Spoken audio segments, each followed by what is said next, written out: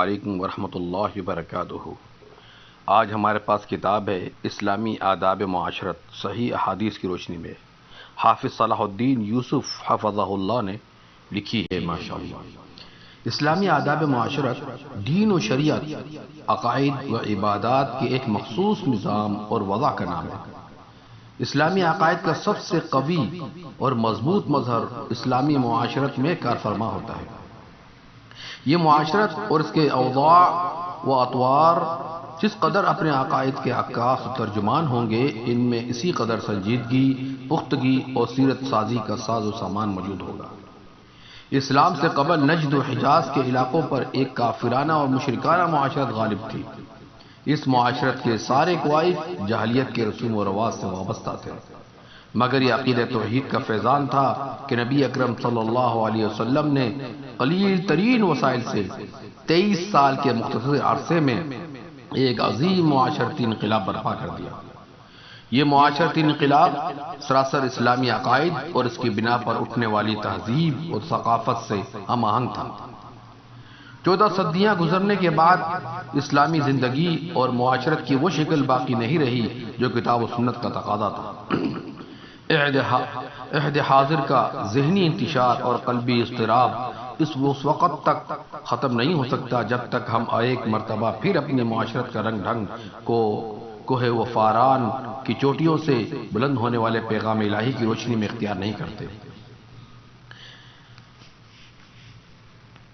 Arabic انز نے امت کی اس دینی ضرورت کو محسوس کرتے ہوئے اسلامی معاشرت کے خط و خال کو احادیث نبویہ صحیحہ کی روشنی میں جاننے اور متعارف کرانے کی یہ عملی کوشش کی ہے۔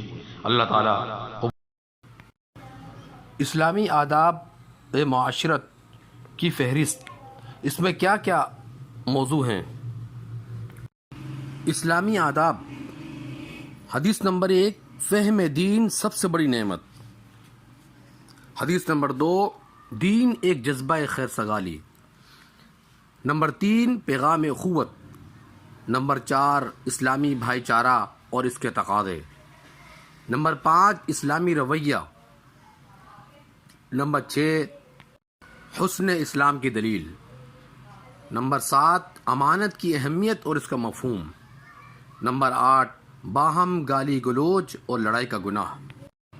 باب نمبر 2، اخلاق حسنہ۔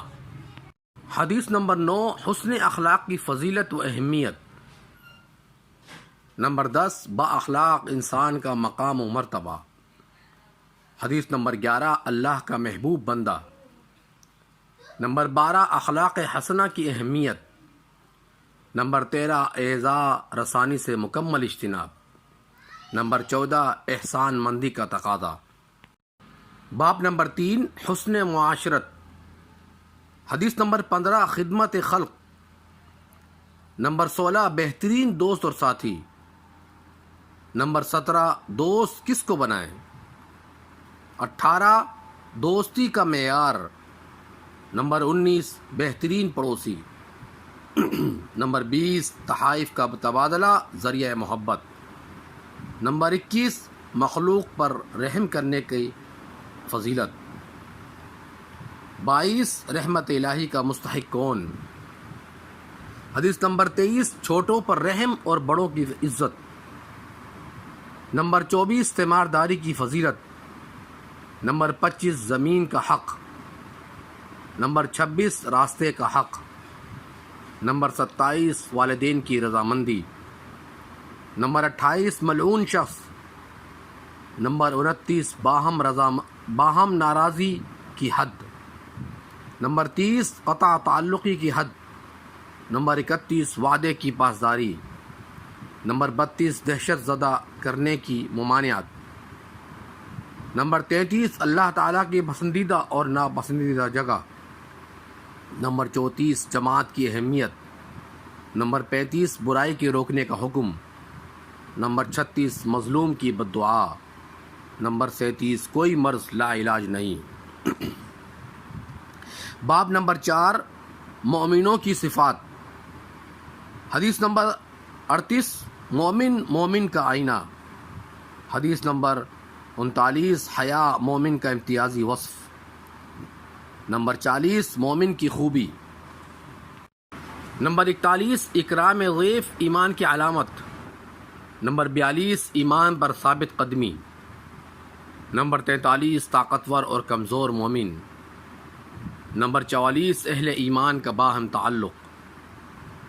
نمبر 45 مومن کی مثال۔ باب نمبر 5 خشیت الہی اور اتباع رسول۔ حدیث نمبر 46 تقوی کی حقیقت۔ حدیث نمبر 47 بہترین ذکر۔ حدیث نمبر 48 کلمہ توحید کے تقاضے اور اس کے ثمرات۔ حدیث نمبر 49 سلامتی دینے والا کون؟ سلامتی دینے والا کون؟ حدیث نمبر 50 حقیقی محافظ کون؟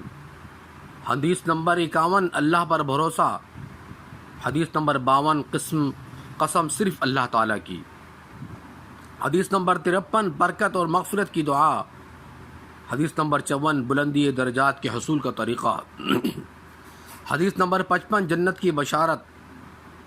حدیث نمبر 56 جنت میں نبی صلی اللہ علیہ وسلم کی معیت۔ حدیث نمبر 57 شیاطین سے بچاؤ۔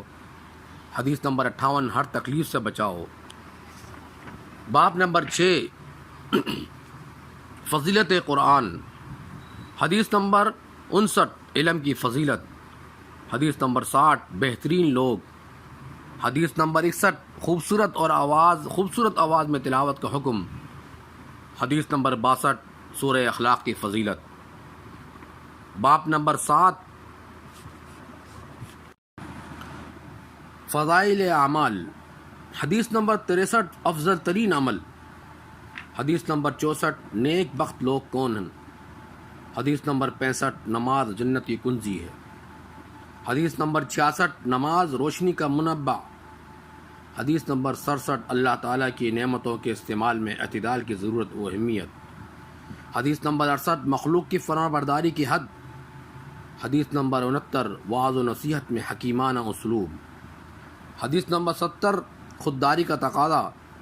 حدیث نمبر 71 تنگ دستوں پر آسانی کا کرنے کا صلہ۔ حدیث نمبر 72 عوامی بہبود کے کاموں کی اہمیت۔ حدیث نمبر 73 صدقے کی برکات۔ حدیث نمبر 74 تھوڑی چیز کا بھی صدقہ ہو سکتا ہے۔ حدیث نمبر 75 توبہ کی فضیلت و اہمیت۔ حدیث نمبر 76 صبر مینار نور۔ حدیث نمبر 77 عبادت میں مستقل مزاجی کی اہمیت۔ حدیث نمبر 78 اذان کے جواب کی فضیلت۔ حدیث نمبر 79 مسجد میں داخل ہونے کی دعا۔ حدیث نمبر 80 مسجد سے نکلتے وقت کی دعا۔ باب نمبر 8 اعمال بد سے اجتناب۔ حدیث نمبر 81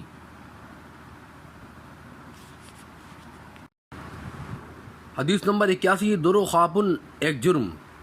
حدیث نمبر 82 زمانے کو گالی دینے کی ممانعت۔ حدیث نمبر 83 مرغ کو گالی دینا۔ حدیث نمبر 84 غیر اللہ سے مانگنے کی ممانعت۔ حدیث نمبر 85 رحمت الہی سے محرومی۔ حدیث نمبر 86 کافرانہ فعل۔ حدیث نمبر 87 تکبر کی حقیقت۔ حدیث نمبر 88 دھوکہ بازی کی ممانعت۔ حدیث نمبر 89 5 بڑی بری عادات۔ باب نمبر 9 برے اور بھلے کی پہچان۔ حدیث نمبر 90 سچائی جنت کا راستہ۔ حدیث نمبر 91 سچائی کی فضیلت۔ نمبر 92 نیکی کا انجام۔ 93 بھلائی کی طرف رہنمائی کرنے والے کا اجر۔ 94 احسان کی تاکید اور اس کا مفہوم۔ 95 قریب المرگ شخص کو لا الہ الا اللہ کی تلقین کرنا۔ 96 قطع رحمی گناہ۔ 97 چغل خور کے لیے شدید وعید۔ باب نمبر 10 حسن نفاست۔ حدیث نمبر 98 پاکیزگی نصف ایمان ہے۔ حدیث نمبر 99 حسن و جمال کی اہمیت اور اس کا مطلب۔ حدیث نمبر 100 بالوں کی صفائی کا حکم۔ 101 مسواک رضا الہی کا ذریعہ۔ نمبر 102 ناپاکی سے بچنے کی تاکید۔ نمبر 103 قضاء حاجت کی دعا۔ نمبر 104 اچھی بات کی بھی صدقہ ہے۔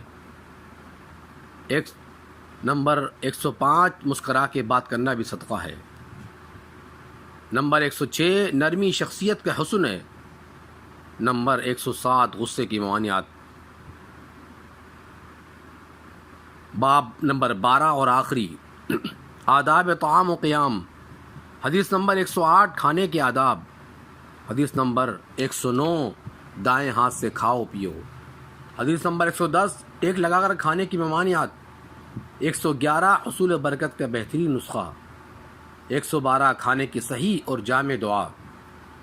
113 چھینک آئے تو۔ 114 سونے کے آداب۔ 115 سو کر اٹھنے کے بعد۔ یہ انشاءاللہ آپ جب سنیں گے سب جتنے بھی باب ہیں انشاءاللہ تو آپ کی زندگی بدل جائے گی۔